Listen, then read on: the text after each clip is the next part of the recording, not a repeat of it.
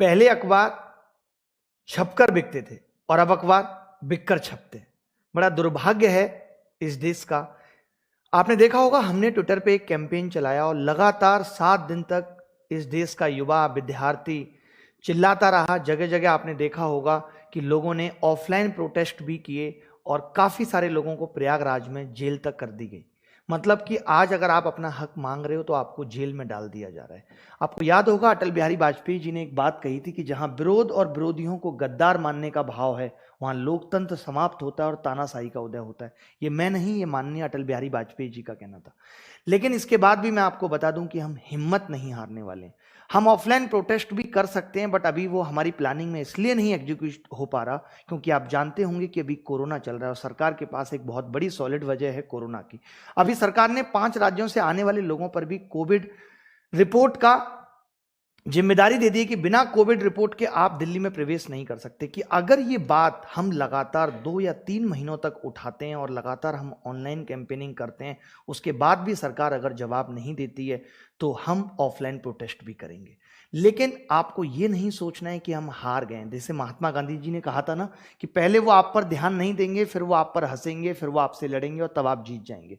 इस मुहिम का फायदा हुआ है, ऐसा नहीं है कि हमने ऑनलाइन कैंपेन किए इसका कोई फायदा नहीं हुआ। इसमें भी आपको समझना है, पॉजिटिव रहना है कि इस मुहिम का भी फायदा हुआ है। सरकार तक हमारी बात पहुंच चुकी है, जितनी भी राजनीतिक पार्टियां हैं उन तक हमारी बात पहुंच चुकी है। पर देश के दुर्भाग्य की बात यह है कि जब देश का युवा बेरोजगार यहां चिल्ला चिल्ला करके बेरोजगारी के खिलाफ आवाज कर रहा है और देश के गृह मंत्री दूसरे राज्यों में जाकर के 75% बेरोजगार की दर को 40% करने का वादा कर रहे हैं। कमाल की बात है कि जहां लोग जॉब मांग रहे हैं, थोड़ी बहुत जॉब मांग रहे हैं, थोड़ी बहुत वैकेंसी बढ़ाने के लिए प्रेशर बना रहे हैं, वहां हमारे देश के गृह मंत्री साहब 75% से 40% की बेरोजगारी दर को कम करने पे लगे हुए हैं। आपने देखा होगा कि मोदी जी ने भी कल मन की बात में कितना सुंदर कहा, कितनी सुंदर बात उन्होंने कही कि मेरी एक कमी ये रही है कि मैं दुनिया की सबसे प्राचीन भाषा तमिल सीखने के लिए बहुत प्रयास नहीं कर पाया। मैं तमिल नहीं सीख पाया क्योंकि अब तमिलनाडु में चुनाव आने वाले हैं। मतलब चुनाव और चुनाव जीतने के लिए किसी भी हद तक जो जा सकते हैं, भले एक के बाद ऐसे वादे करने से ये लोग नहीं चूकते। इससे ये तो साफ है कि सरकार को युवाओं की कोई चिंता नहीं है। वो अपने किए हुए वादों पे कोई दोहराना नहीं चाहते, कोई सोचना नहीं चाहते। क्या समझे हम? पर हमें इस मुहिम को बंद नहीं करना है। मैं लगातार आपको जिंदा रख रहा हूं इस मुहिम में। हम पढ़ाई भी करेंगे और हम इस मुहिम को भी जारी रखेंगे। अभी जो हमने पीएमओ पे ग्रीवेंसेस भेजी, लाखों में ग्रीवेंसेस गई भी होंगी, कुछ देर के लिए साइट हैंग भी हुई, उसके बावजूद भी सरकार का कोई जवाब नहीं आया। एक उम्मीद थी कि कल मन की बात में मोदी जी रोजगार पे चर्चा करेंगे, बट नहीं। वो ये तो चाहते हैं कि 2000 जो 12th की तैयारी कर रहा है वो युवा एग्जाम स्ट्रेस फ्री होकर दे। बट जो युवा 12th कर चुका है, ग्रेजुएशन कर चुका है, पीएचडी कर चुका है, उसके लिए मोदी जी ने कुछ भी नहीं कहा, क्योंकि उससे सरकार को कोई फर्क नहीं पड़ रहा जो उसके बारे में बोलकर। मोदी जी के पास इस चीजों के लिए वक्त है कि वो नीतीश सरकार को कांग्रेचुलेशन कर सकते हैं कि उन्होंने बिहार में इतना काम किया, बट वो रोजगार पे बेरोजगारों के लिए, युवाओं के लिए एक सिंगल ट्वीट नहीं कर सकते। मेरी अंतरात्मा इस वक्त इतनी दुखी है कि मैं आपको बयां नहीं कर सकता। इतनी ज्यादा हार और निराशा जीवन में कभी नहीं महसूस हुई थी कि हम एक सरकार से नौकरी के लिए परेशानियों को गिनवा गिनवा के ये गुहार कर रहे हैं कि सरकार उस पर 2 शब्द कहे। आज देश का युवा मात्र इतना भूखा है कि मोदी जी एक ट्वीट करके कह दें कि तुम्हारे बारे में भी मैं सोच रहा हूं, उससे ही शायद लाखों लोगों के चेहरे पे मुस्कान आ सकती है। बट इतनी ज्यादा बेकदरी उन युवाओं की, उन पढ़े लिखे लोगों की सोचा नहीं था कभी इस देश के अंदर होगी। इससे ज्यादा और कमाल की बात है कि आज हर राज्य में बच्चा बेरोजगारी की चर्चा कर रहा है, रोजगार मांग रहा है और ऐसे लोगों को जेल भी डाल दिया जा रहा है। लेकिन सरकार है तो केंद्र सरकार तो मीडिया वाले दिखा रहे हैं भर भर के रोजगार दे रही है। बंगाल में भर भर के रोजगार दे रहे हैं, 75 लाख रोजगार देने का वादा कर दिया। इसी सबसे तो वोट मिलेगा, यही तो वोट लेने का तरीका है। लेकिन जहां सरकार आ चुकी है वहां अब किसी को कोई फर्क नहीं पड़ता कि किसी को रोजगार देना है या नहीं देना। गलती सरकार की भी उतनी नहीं है, गलती हम जनता की है कि हम इन वादे, इन बहकावे में बहुत जल्दी आ जाते हैं। लेकिन फिर भी मैं एक ही बात कहूंगा कि हिम्मत नहीं हारनी। आप देख रहे होंगे आज यूपी के सदन में भी विपक्ष पार्टी ने यह मुद्दा उठाया रोजगार का। भले ही सरकार ध्यान नहीं दे रही, लेकिन कब तक ध्यान नहीं देंगे? हम लगातार ये कोशिश करते रहेंगे कि रोजगार पे ध्यान दिया जाए। आज कुछ मीडिया चैनल्स ने इसको दिखाया, कल और मीडिया चैनल्स इसको दिखाएंगे और पूरे पूरे दिन दिखाएंगे, पूरे पूरे दिन रोजगार पे चर्चा होगी, जैसे आज किसानों पे हो रही है।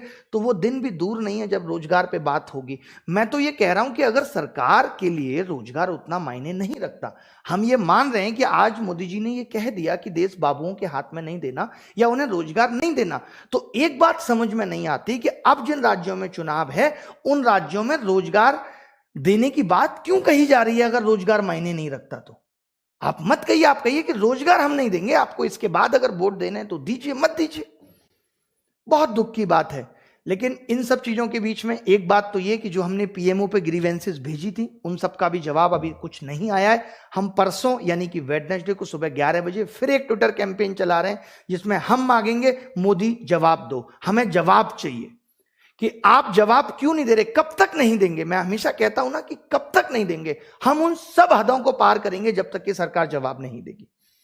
लेकिन इन सब के बीच में क्या पता कल कोई ऐसा हो कि नोटिफिकेशन आ जाए, वैकेंसी बढ़ जाए, होप फॉर द बेस्ट, तो तैयारी और पढ़ाई भी जारी रहनी चाहिए। तो कल से हम क्लासेस भी रिज्यूम कर देंगे, सारी क्लासेस ऑन टाइम होंगी। जो भी बैच चल रहे थे वो यूट्यूब पे जो भी फ्री क्लासेस चल रही थी वो सब भी रिज्यूम हो जाएंगी। बहुत सारे बच्चे इससे भी घबराए हुए हैं कि हमारी पढ़ाई नहीं हो पा रही, तो डरना नहीं है, कोई बात नहीं, थोड़ा बहुत वक्त ऐसा आता है, बट ये लड़ाई लंबी है, जारी रखनी पड़ेगी, हिम्मत नहीं हारनी है। हम अंत तक, मैं आपके साथ बना हुआ हूं, कोई आपके साथ हो ना हो। आप देख रहे होंगे मैं लगातार जिस दिन से ये मुहिम चली है हर दिन लाइव आके, हर एक दिन बाद लाइव आके आपके साथ खड़ा हूं, आपको बता रहा हूं कि ये लंबी जंग है बट जीत कर रहेंगे। आज मैं लोगों से बात करता हूं, आप देख रहे होंगे कि कितने ज्यादा लोग परेशान हो रहे हैं, डिप्रेस हो रहे हैं, बट नहीं होना। मैं क्या कहता हूं कि वक्त जैसा भी है गुजर जाएगा, इस वक्त को भी गुजार देंगे और अच्छा वक्त आएगा। हिम्मत नहीं हारनी, हिम्मत रखनी है। जब कोई भी नहीं हो तो अपना खंदा खुद थपथपा लेना है कि हम जीत कर रहेंगे। कोई बात नहीं, लड़ाई सरकार से है, किसी से भी है, लंबी है, छोटी है, बट हम जीत कर रहेंगे। किसी के भी खिलाफ हो, हमें डर नहीं है किसी भी बात का। तो परेशान होने की बात नहीं है, आप पढ़ाई भी करते रहिए। चाहे वो बच्चा कोई रेलवे की तैयारी कर रहा है, रेलवे का भी आलम आपको पता है कि 4 महीने से भी प्री का ही एग्जाम हो रहा है। ऐसी ऐसी वीडियो भी बाहर वायरल हो रही है जहां पे पेपर किसी और की जगह कोई और बैठ कर दे रहा है। चाहे वो मामला एसएससी का हो, चाहे बैंक का, किसी भी चीज का हो, सरकार अब किसी भी मामले में झुकने को ही तैयार नहीं है। एसएससी में बच्चे केस डालते हैं तो एसएससी ये कह देता है कि हम कोई कॉन्स्टिट्यूशनल बॉडी नहीं है जो हम 1 साल में एग्जाम कराएंगे। और बात सही भी है, एसएससी कोई कॉन्स्टिट्यूशनल बॉडी नहीं है जो इस बात की जिम्मेदारी लेगा कि, या अकाउंटेबिलिटी उसकी है कि उसको 1 साल में एग्जाम कराना ही कराना है। तो इस बात की टेंशन नहीं लेनी है, परेशान नहीं होना है, हंसते हंसते जंग को जीतेंगे। इतनी बड़ी बड़ी जंग जीत गए लोग, ये तो बहुत छोटी जंग है। एग्जाम्स में रिफॉर्म्स की बात, एग्जाम्स में चाहे वेटिंग लिस्ट की बात हो, एज रिकॉग्निंग इशू हो, कोई भी इशू हो, एग्जाम फेयर कराने की बात हो, एग्जाम में करप्शन खत्म करने की बात हो, इन सब पे लड़ाई सरकार से जारी रहेगी अंत समय तक। जब तक ये सांसें जिंदा हैं, जब तक इस शरीर में जान है, तब तक हम लड़ते रहेंगे। परेशान नहीं होना, घबराना नहीं है, पढ़ाई को छोड़ना नहीं है, अपने लक्ष्य से, अपने उद्देश्य से भटकना भी नहीं है। उसी मार्ग में, सत्य के पथ पे चलते हुए अच्छे तरीके से हम सरकार से ये लड़ाई लड़ते रहेंगे। हम चाहते तो अभी भी ऑफलाइन प्रोटेस्ट बहुत बड़ा खड़ा कर सकते थे, बट अभी हम जानते हैं सरकार के ऊपर ये भी प्रेशर है कि अभी और भी आंदोलन चल रहे हैं। तो हमें अभी ऐसा नहीं लगा कि सरकार हमारी बात को नहीं सुनेगी। सुनेगी, क्यों नहीं सुनेगी? अभी मनसा नहीं है, आज नहीं है, कल नहीं है, लेकिन अगर लड़ते रहेंगे, ऑनलाइन तरीके से अपनी बात को पहुंचाते रहेंगे। आपने देखा ही होगा कल मन की बात को लोगों ने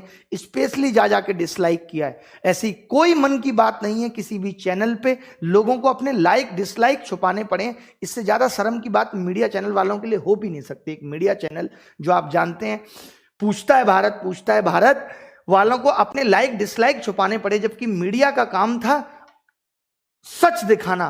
और सच को कभी लाइक और डिसलाइक की जरूरत नहीं है, सच को कभी छुपाने की जरूरत नहीं है। लाइक डिसलाइक तुम छुपा रहे हो, इससे ही पता लगता है कि तुम्हारे पास सच है ही नहीं बताने के लिए, बिक चुके हो। तो ठीक है, तो परेशान नहीं होना। 2 बातें, एक तो परसों 11 बजे हम ट्विटर कैंपेन फिर से कर रहे हैं कि जो पीएमओ पे हमने ग्रीवेंसेस डाली बहुत सही तरीके से, उसका मोदी जी जवाब दो। जवाब चाहिए आपसे। कब तक आप बचते रहोगे? और जवाब देना ही होगा। आप मुझ पे भरोसा रखिए, हम जवाब लेकर रहेंगे। बाकी ये मुहिम असफल नहीं हुई है। इसी तरीके से शुरुआत होती है जीत की। ऐसा नहीं है कि हम एक दिन आएंगे, उठेंगे, ट्विटर पे कैंपेन चलाएंगे और सब कुछ ठीक हो जाएगा। जब समस्या पुरानी है तो सही करने में भी वक्त लगेगा। तो परेशान नहीं होना, हिम्मत नहीं हारना, मुस्कुराते रहना है और इसी जज्बे के साथ लगे रहना है। पढ़ाई भी करनी है और सरकार से सवाल जवाब भी करने हैं, डरना नहीं है। ठीक है, तो आज के लिए इतना ही, फिर मुलाकात होगी अब पढ़ाई के साथ। और मैं देखूंगा पढ़ाई के, क्योंकि अभी जब तक ये ट्विटर कैंपेन चल रहा है तो हम किस तरीके से किस चैनल पे सारी videos A to Z quant की अपलोड करा के आपको दिखाते हैं, क्योंकि मैं नहीं चाहता कि किसी भी तरीके से आपके पढ़ाई में फिर से बाधा आए, तो इसके लिए आपको सूचित कर दिया जाएगा। ठीक है, धन्यवाद, thank you very much, bye bye, take care. But हम रिफॉर्म लेकर रहेंगे।